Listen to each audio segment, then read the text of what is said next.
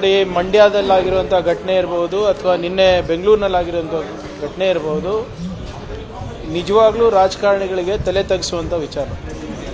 ಹಿಂಗಾಗಬಾರ್ದು. ಅಧಿಕಾರದ ಮದದಲ್ಲಿ ನೀವು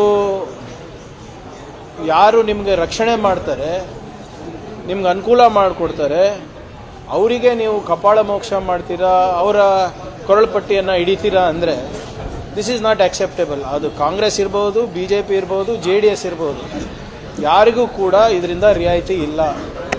nobody has the right to manhandle the staff or the police. So ಅದ್ರ ಬಗ್ಗೆ ಈಗಾಗಲೇ FIR ಆಗಿದೆ, ಈ ನೋಟಿಸ್ಗಳನ್ನು ಕೂಡ ಜಾರಿ ಮಾಡಿದ್ದೀವಿ.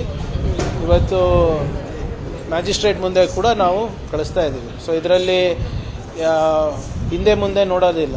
ಯಾರಾದರೂ ಕೂಡ on duty officer, government officer ಇರ್ಬೋದು, ನಮ್ಮ ಗೃಹ ಇಲಾಖೆ ಸಿಬ್ಬಂದಿ ಇರ್ಬೋದು, ಅವ್ರ ಮೇಲೆ ಹಲ್ಲೆ ಮಾಡೋದಾಗಲಿ ಬೇರೆದೇನಾದರೂ ಮಾಡೋದಾಗಲಿ ವಿಲ್ ನಾಟ್ ಬಿ ಟಾಲರೇಟೆಡ್.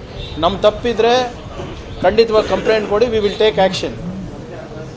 ಆದರೆ ಹಿಂಗೆ ಕ್ಷುಲ್ಲಕ ವಿಚಾರಗಳಿಗೆಲ್ಲ ನೀವು ನಿಮ್ಮ ಅಧಿಕಾರದ ಅಹಂಕಾರ ತೋರಿಸ್ತೀರಾ ಅಂದರೆ definitely not acceptable. This is not a good message to the society.